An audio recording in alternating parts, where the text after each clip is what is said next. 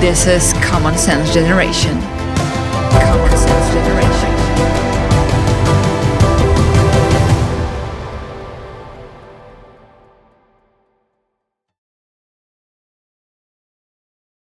Hi guys, you're watching Common Sense Generation, and today we talk about classical education. With me is Tannus Wright, the founder of Newman Institute for Classical Education. Thank you very much for coming. It's a pleasure, Maria. Thank you for inviting me for this interview. Anthony, you're a lawyer and you come from Brazil, but you have a very interesting personal story and academic story. Tell us, what happened after you graduated from the law school?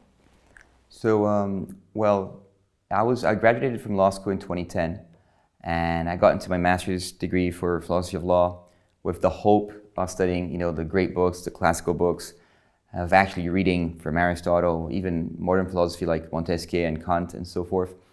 And I was a bit disappointed. I got my master's and I realized I never actually finished to read a classical book that had anything to do with law or politics or any other subject really. And it was then that I discovered those small liberal arts institutions in the United States, which you actually sit down and you spend 4 years reading the classicals, the great authors of the Western civilization.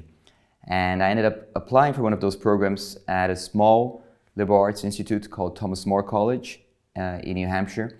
And I got accepted, got a scholarship, and ended up going there for undergraduate degree. So it's a bit funny because I was already 26 and my classmates were 18-year-old boys, 18-year-old girls that had just left high school or just had finished homeschooling. So it was a bit of a shift in my career, especially from a lawyer to back to a student. What does it actually give you, all of this perspective and new education? I think it gave me a more all-round view, first of all, in reality.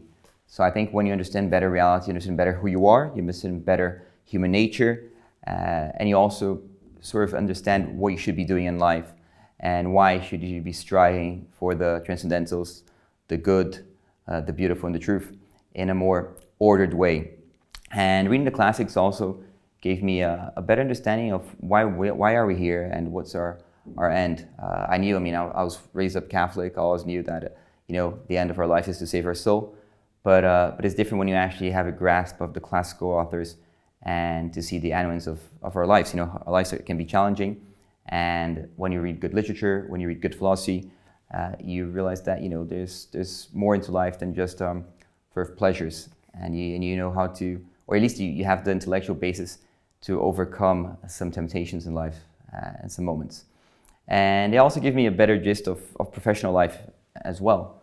I think as a lawyer, when you start understanding the liberal arts, you get a better understanding of rhetoric, you get a much better understanding of logic, which are two subjects in a sense that I never had while I was in law school.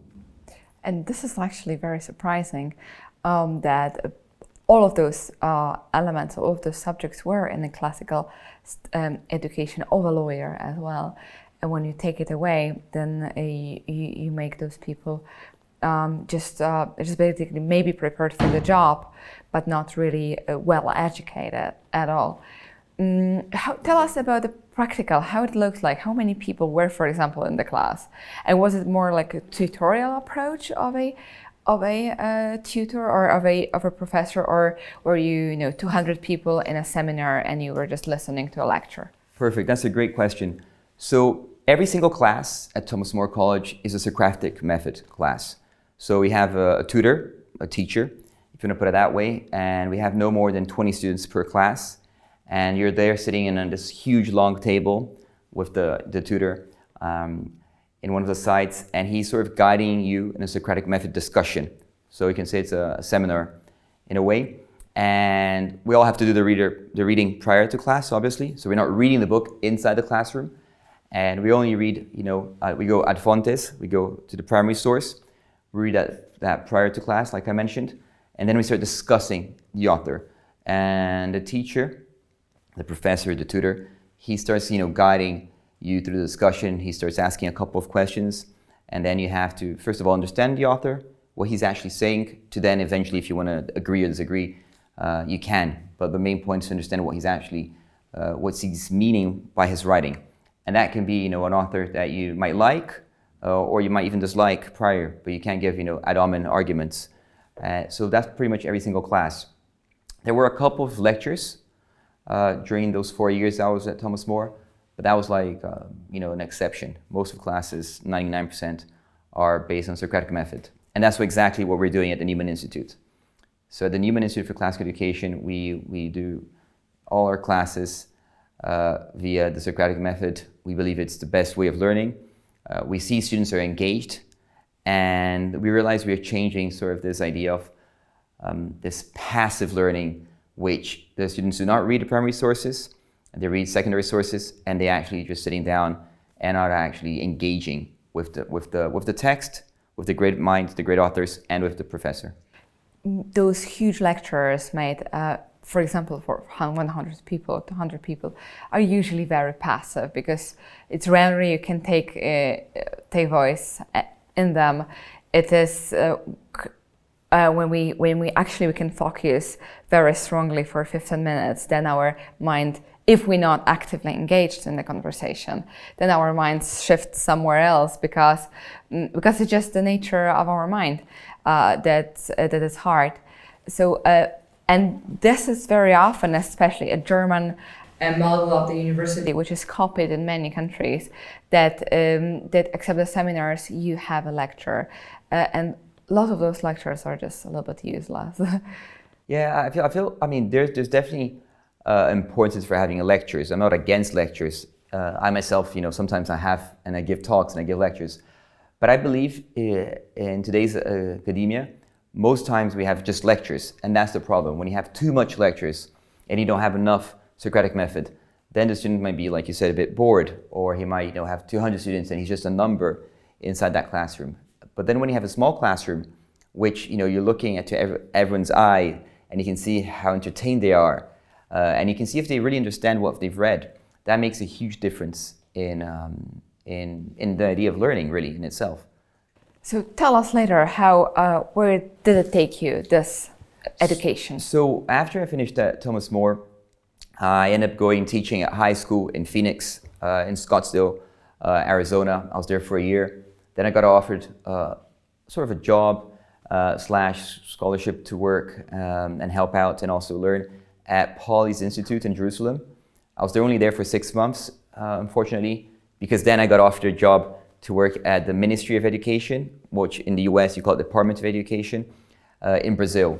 So under President Bolsonaro, and then while he was president, I was working at the Ministry of Education. I was chief of staff at the Secretariat of Literacy in the Department of Education. I was there for almost 4 years.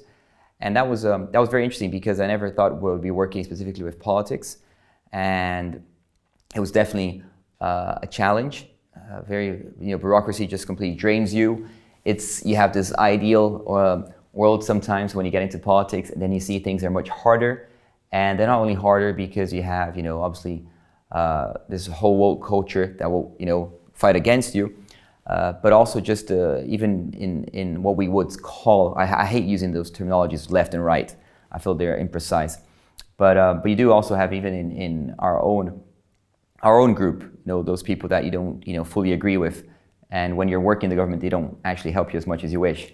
But it was an interesting experience. I think I'm sure I learned a lot. I'm not as enthusiastic, or I don't have that same optimism maybe which I had before I worked for government, but I definitely have a more down to earth when you talk about politics. And what are the major challenges of the Brazil system of education? Well, in the Brazil system of education, the first thing is you have obligatory Common Core. So it's imposed for all states, every private or public school, doesn't matter. You have to fill this Common Core, and I think that's one problem in itself. I'm not sure if it's, I hate saying that's the major problem because you have so many problems that I wouldn't be able to say that's the biggest one. But that's one problem. Secondly, you have a very bad, just, textbook series for literacy or for any other subject. So we really suffer from having, it's a big country, so it's very hard to organize a good public policy. And when I mean good in its quality, but I also mean good in being able to reach out for all those schools. I think Brazilian society is pretty diverse as well. It is very diverse. Obviously, poverty, that makes us a huge struggle to help people. We have some states which are very rich, like São Paulo, where I came from. Then you have some poor areas in the northeast of Brazil, which is, like Amazon. How getting. Sometimes some students have to wake up at 4:30 in the morning, 5 o'clock, get a boat, or one of those canoes, and I'm not exaggerating, to get to school by 7, and then they go back as well. So imagine how tiring it is. It's awfully tiring, and definitely is a challenge and takes a lot of time, which you could use for learning. But on the other hand, maybe this is also a form when you really appreciate what you get. But I wouldn't recommend it as a role model. Yeah, but there's many problems in that, like from logistics, from having, university in Brazil, the pedagogical methods of education in Brazil are definitely very modern in a sense. And when I mean modern, I don't mean they are aligned with the best contemporary pedagogical systems. On the contrary, it could be modern and good according to scientific methods of education, but they're not. So that's also a bit of an issue. So there's tons of struggles that we faced during the government. And I feel, we did some, if you look in the data, the statistics we have, there was an improvement in the literacy rate, even though we're there just for 4 years. But surely it's not enough to make a huge change as we wish. It takes way longer than 4 years to really change a country, especially a country as big as Brazil. And then, so I was there until pretty much 2022. I think I left was around September 2022. So it was a few years ago now, almost 2 years ago.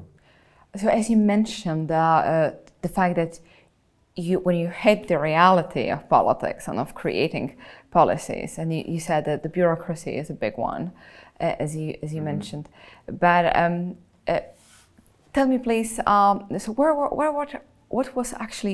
were your goals? What you wanted to achieve as an ideal?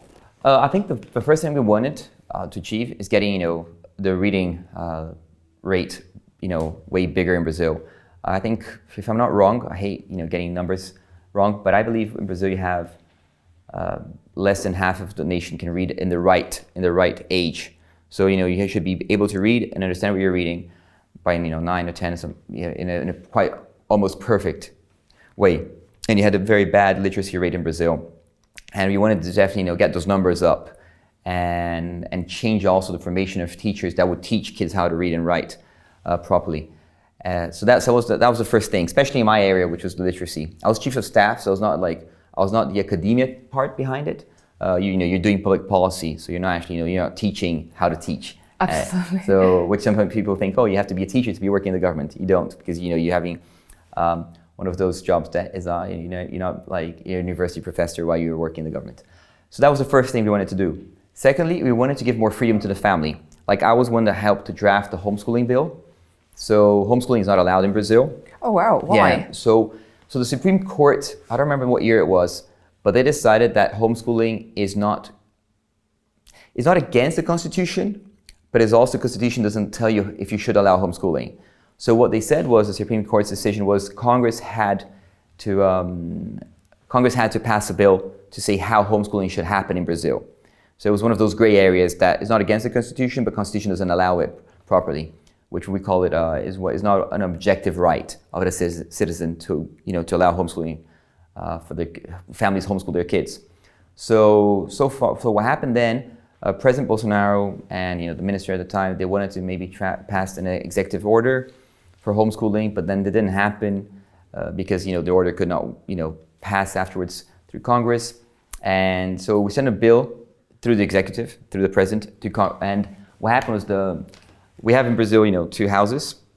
So what we in England will call the upper house, the house of the upper. I think in England you call it the House of Lords. Is that it? Which is the upper chamber. Upper chamber. So there's this one where it says like Senate. Yeah, the Senate in Brazil would be the Senate, exactly. In the US it would be the Senate, like in Brazil it would be the Senate.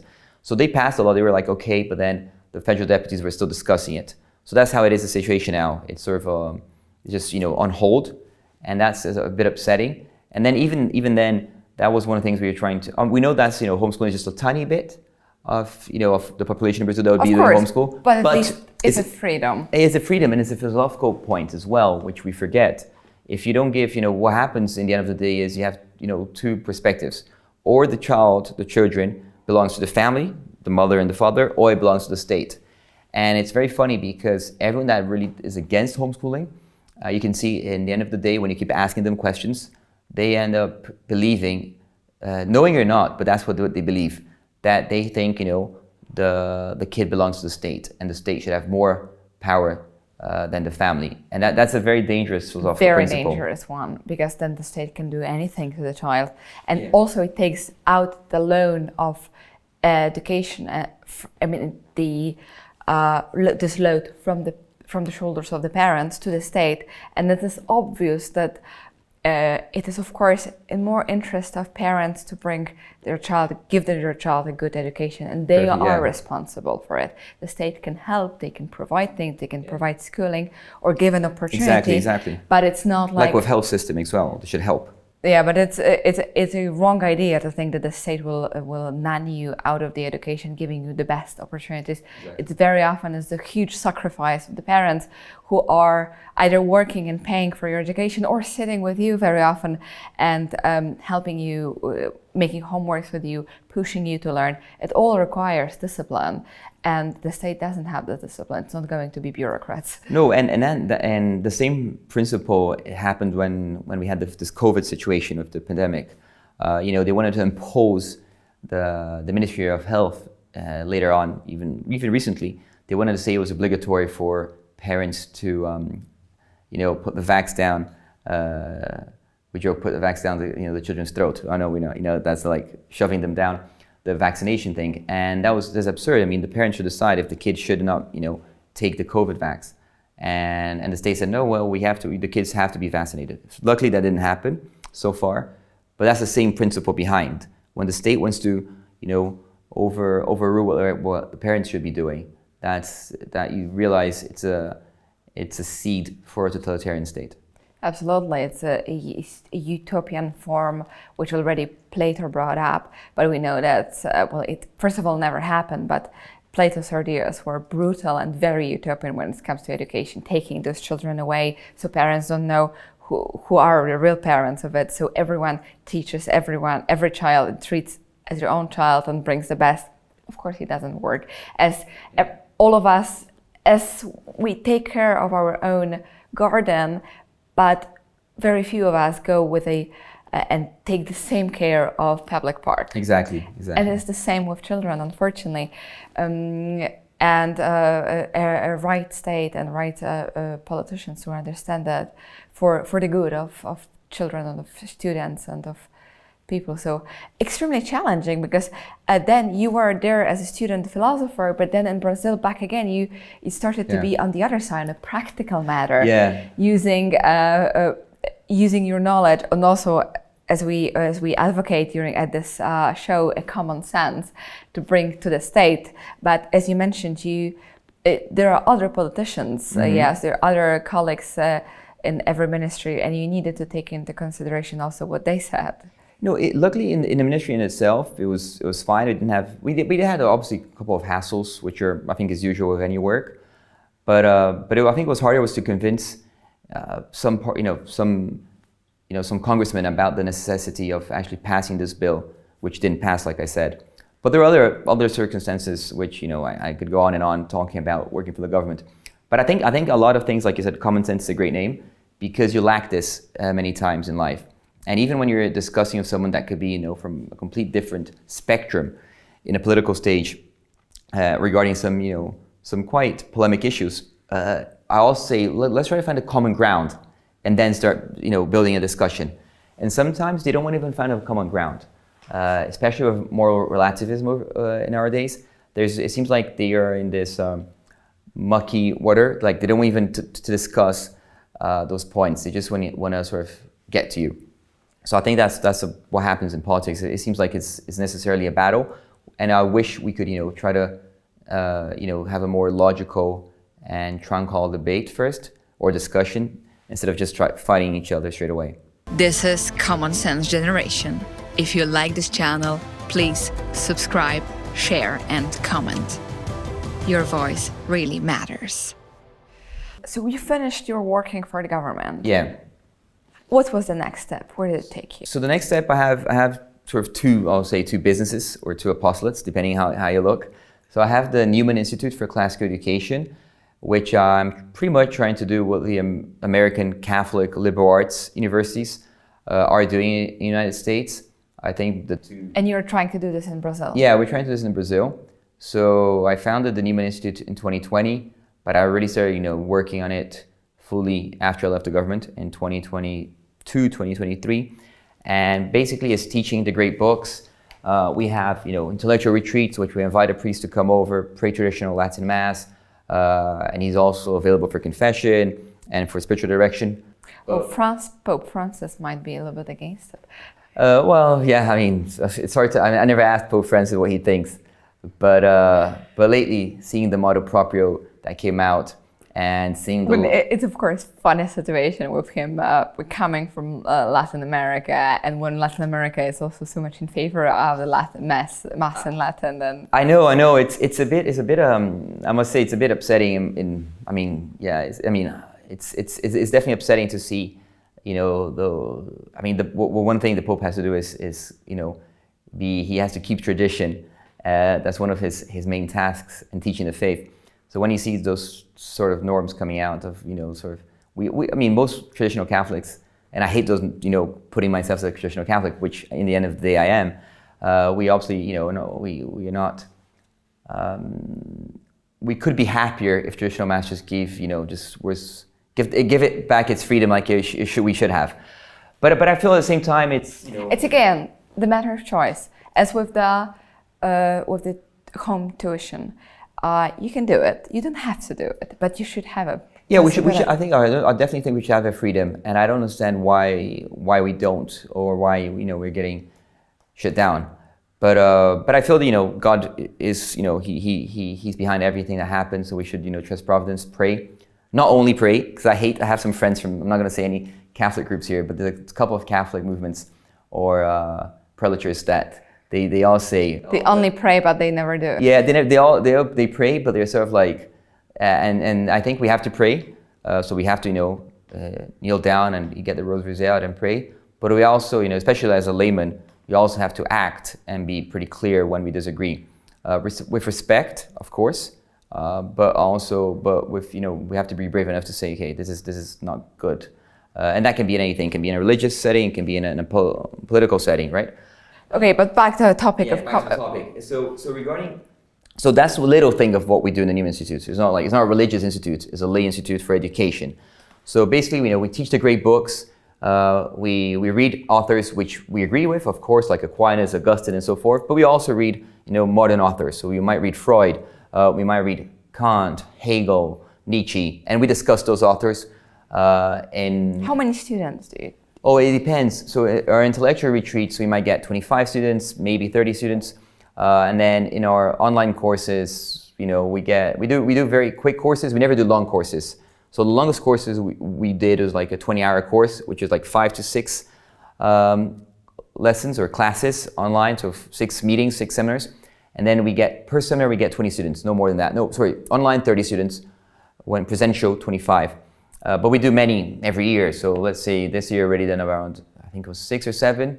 So times that by 20, 25. And so we have, and then some students, they can do whatever they want. So some students do every single course we have. Some students prefer doing the more philosophical courses. Some prefer doing the more literature courses. Some some actually do enjoy doing Euclid, for example, geometry, which is, one of the hardest ones because Euclid, studying the elements is not easy. And then, but in our intellectual retreats, which is our main course we offer, which is a 4-day event inside, we rent this nice, spot of a farm or, a field, a nice place to go. Then we study a bit of all liberal arts. So we study a bit of Euclid, geometry, we study, rhetoric, logic. We also do some history as well. Some Plutarch, for example, we can read, and really Shakespeare, or read a Brazilian author and so forth. So I try to be as holistic as possible in studying those different topics. Ptolemy for astronomy is another good example. Obviously, we read Aristotle.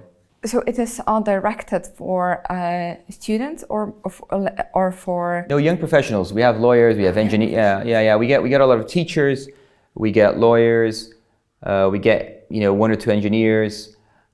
So our youngest student is 16, 17-year-old boy. And then the oldest student we had was a lady, and I think she's 63. Okay, that's a bit big diverse. So there's a big gap there. But they're all in the same class, they all read the same books, and they all can keep, pretty much the same level of discussion. So but that's good because they're all reading the same thing. Well, it's impressive, but it helps when you're reading the same author, right? So you can actually, talk to each other, although the age gap is, I don't know, over 40 years. Yes. So this is one of the... So that's one thing I do, so that's the Newman Institute. And then the other thing I do, I have a publishing house called, in Portuguese, it's called Farol da Fé, which translates to Lighthouse of Faith. So it's a Catholic publishing house, which we have a partner relationship with Sophia Press Institute for Teachers. So it's a big publishing house in the United States. Sophia Press has 2 branches, a branch which is just regarding textbooks for religious education for schools, parishes, and families, and they have a publishing house. So we sort of represent Sophia in the textbook series, which is called Spirit of Truth. So it's a religious ed textbooks teaching, good Catholic doctrine for 5-year-old kids all the way to 18-year-old young adult teenagers. So we are in 12 schools now. We started this year, so this is our first year. So we are in 12 schools, 3 or 4 churches in different dioceses, hoping, to get those numbers up by the end of this year. So we just, we're excited.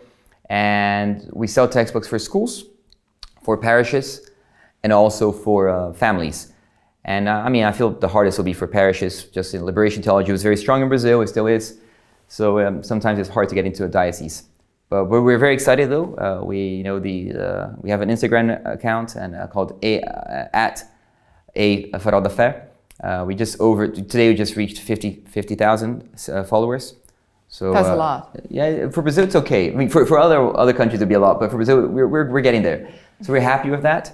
And so our idea is really to teach the beauty of the Catholic Church, the amazing message of the gospel that our Lord left us, and show the kids that as fast as they start in loving Christ, in a way life will be easier in a spiritual sense. Obviously it could be hard because being a Christian in any age is a hard thing to be. But at least you're of God. So teaching the faith to young kids, that's pretty much the end goal of Spirit of Truth, and helping them slowly understand the message of the gospel. Anthony, thank you very much for sharing all of this, and you really so far had a fascinating life connecting all of those things together. Thank you very much for being on our show. Well, thank you very much for being in your show. I really enjoyed it. I love the name Common Sense Generation. I'm a great fan of Chesterton, so I like how you put that name. And it was a pleasure to be here, Maria, and I hope to see you again, and I hope you visit my country. You're more than welcome to come to Brazil, and if you do, let me know. Thank you very much. It sounds very exotic, but on the other hand, as you mentioned all about education, it sounds also very familiar. So interesting experience for me. And I do hope that you, the viewers of Common Sense Generation, you enjoy this, especially the inside information, how the educational system in Brazil looks like. Thank you for watching our show, and I also thank Polish National Foundation for making this video podcast possible. This is Common Sense Generation. Common Sense Generation.